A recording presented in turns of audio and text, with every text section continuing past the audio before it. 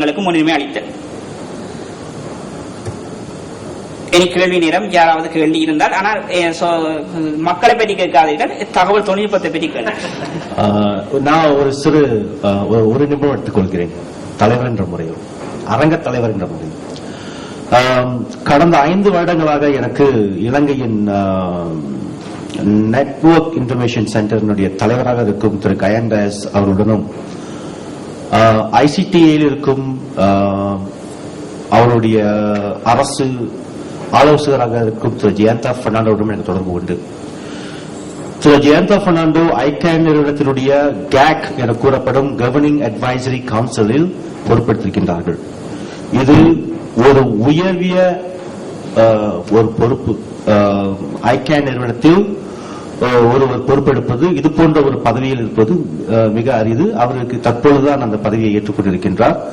மத்திய அரசில் இருக்கும் ஜாயிண்ட் செக்ரட்டரி அவர்கள் பங்கஜ் அகர்வால் ஒரு காலகட்டத்தில் அவர் இந்தியா பிரதிநிதியாக அந்த இடத்தில் பொறுப்பில் இருந்து கொண்டிருக்கின்றார்.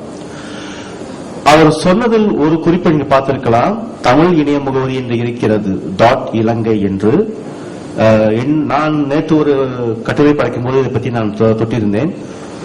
இந்த இணைய முகவரியில் கொடுக்கப்படும் .பாரதம், .இலங்கை, .சிங்கை, .மலேசியா போன்ற இணைய முகவரிகள் அறிமுகப்படுத்துவதற்கான நெறிமுறைகளை ஐக்கிய நிறுவனம் முன்வைத்த பொழுது முதலாக தன்னிச்சையாக ஒரு மொழியின் மேல் உள்ள தங்களுடைய ஈடுபாடை முன்வைத்து இலங்கை அரசு சிங்கள மொழிக்கும் தமிழ் மொழிக்கும் ஒரே நேரத்தில் தங்களுடைய விண்ணப்பத்தை முன்வைத்தார்கள்.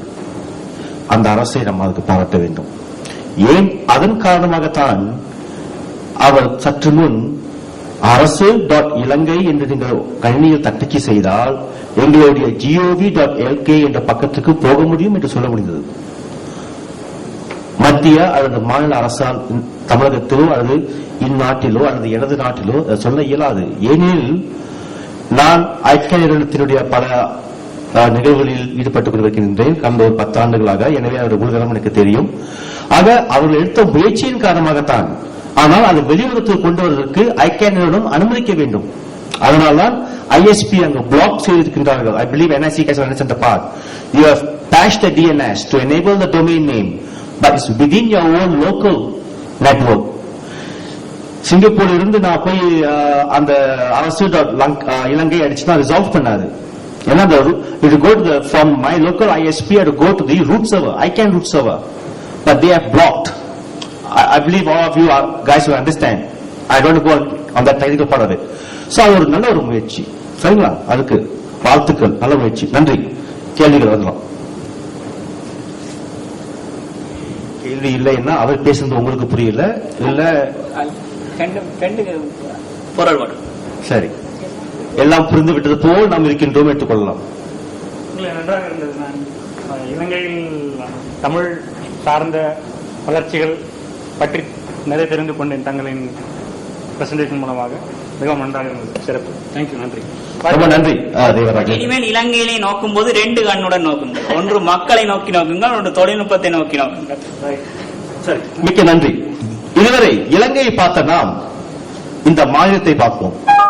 திரு இளைய நேரு இவருக்கு அறிமுகம் தேவையில்லை. ஏனென்றால் அமர்ந்திருப்ப பாதி பேர் அவருடைய டிபார்ட்மெண்ட் தான் இருக்குது எனக்கு தெரியுது. இருந்தாலும் ஆளை கூட்டம் சொல்லிட்டீங்க. ஓ ஆஹா, இப்படி ஒரு சூட்சமம் இருக்கா? சரி, திரு இளைய நேரை அறிமுகப்படுத்துறதுக்கு இங்க என்கிட்ட இருக்கிற விவரங்கள் மட்டும் சொல்ல முடியும்.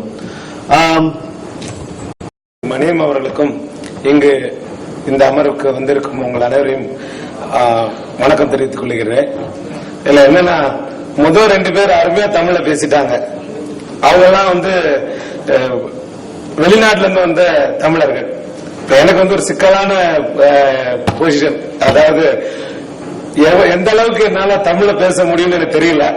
இருந்தாலும் நம்ம இந்த மின் அரசு முயற்சிகள், ஏன்னா சில நேரங்கள்ல நம்ம தலைவர் மணியம் அவர்களுக்கு தெரியும், அரசாங்கத்துல சில நேரங்கள்ல தகவல் மக்களுக்கு விரைவாக போய் சேரணும்.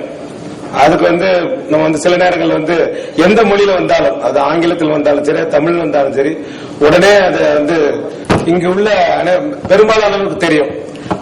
தமிழக அரசு இணையதளம் தமிழக அரசு இணையதளம் வந்து நிறைய பேர் நீங்க பார்த்திருப்பீங்க.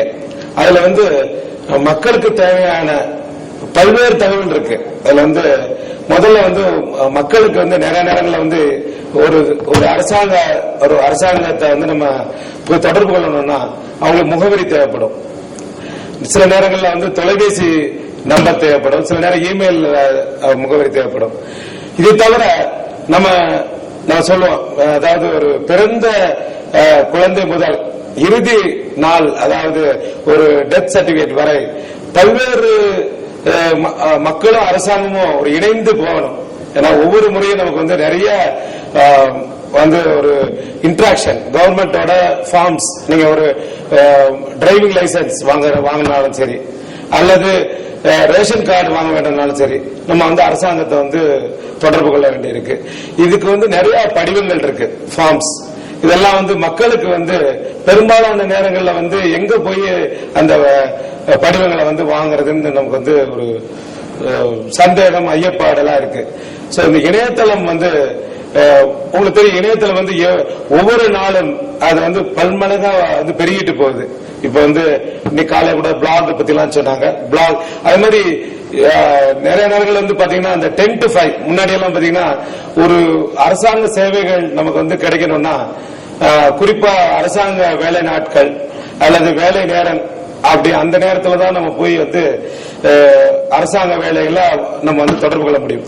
இன்னைக்கு ஒரு எல்லாருக்கும் பயனளிக்கக்கூடிய ஒரு என்னன்னா ரயில்வே சிஸ்டம், நம்ம ரயில்வே இதுல பாத்தீங்கன்னா இ டிக்கெட் நம்ம வந்து எந்த நேரம் வேணாலும், இப்ப ஏற்கனவே சொன்னது போல தமிழக அரசு இணையதளம் வந்து பாத்தீங்கன்னா அந்த முதல் பக்கம் ஹோம் பேஜ்ல பாத்தீங்கன்னா எல்லா மக்களுக்கு தேவைப்படும் அனைத்து சேவைகளும் அரசாங்கம் மூலமாக தேவைப்படும் சேவைகளை ஒருங்கிணைத்து, இது ஒரு ஸ்டேட் போர்ட்டல், இது ஒரு இந்த இணையதளம் வந்து சிங்கிள் பாயிண்ட் கான்டாக்ட், இதுல வழியா வந்து நீங்க எல்லா தகவலும் தெரிந்து கொள்ளலாம். இதுல வந்து பாத்தீங்கன்னா தமிழக அரசு அரசாணைகள் வந்து ஒவ்வொரு பல்வேறு துறைகள் இருக்கு. அந்த துறைகள்ல வந்து ஒவ்வொரு துறையிலும் வந்து ரெகுலரா வந்து அரசாணைகள் போடுவாங்க. இப்ப பாத்தீங்கன்னா சமீபத்தில் அரசு ஊழியர்களுக்கு எல்லாம் புதிய பே கமிஷன் கொடுத்தாங்க.